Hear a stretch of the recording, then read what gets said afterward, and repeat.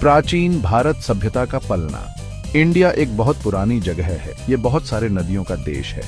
इन्हीं नदियों ने शुरुआती सभ्यताओं को जन्म दिया। सिंधु घाटी सभ्यता सबसे बड़ी सभ्यताओं में से एक थी।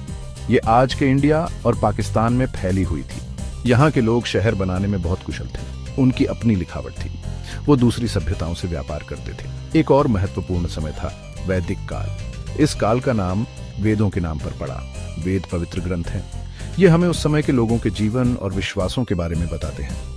लोग 4 वर्गों या वर्णों में बंटे हुए थे। जाति व्यवस्था इसी समय में उभरी।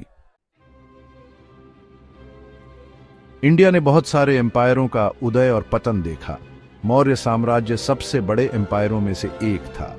इसकी स्थापना चंद्रगुप्त मौर्य ने की थी। उनके सलाहकार थे चाणक्य, जो एक बहुत ही बुद्धिमान विद्वान थे। अशोक महान एक और प्रसिद्ध मौर्य शासक थे।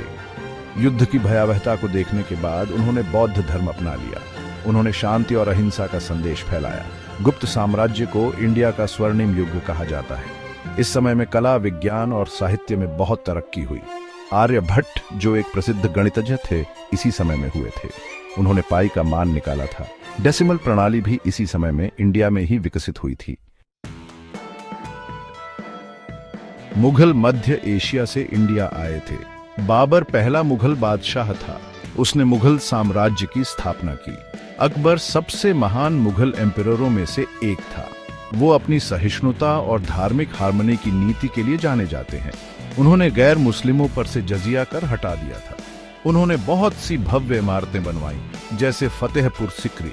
अकबर के पोते शाहजहां ने ताजमहल बनवाया था। ये दुनिया के 7 अजूबों में से एक है। औरंगजेब के बाद मुगल साम्राज्य का पतन शुरू हो गया। वो अपने पूर्वजों से कम सहिष्णु शासक था। ब्रिटिश ईस्ट इंडिया कंपनी व्यापार करने के लिए इंडिया आई थी। धीरे धीरे उन्होंने यहां अपनी सत्ता जमा ली। उन्होंने कई सालों तक इंडिया पर राज किया। अंग्रेज अपने साथ नए कानून लाए, वो नई सोच भी लाए, लेकिन उन्होंने इंडिया के संसाधनों का शोषण भी किया। महात्मा गांधी ने आजादी की लड़ाई का नेतृत्व किया। उन्होंने अहिंसक प्रतिरोध का रास्ता अपनाया। आखिरकार 1947 में इंडिया को आजादी मिली। आजादी के बाद इंडिया ने बहुत तरक्की की है। ये दुनिया का सबसे बड़ा लोकतंत्र है। इसकी अर्थव्यवस्था बहुत तेजी से बाराज रही है। ये कई क्षेत्रों में अग्रणी है। इंडिया का इतिहास और संस्कृति बहुत समृद्ध है।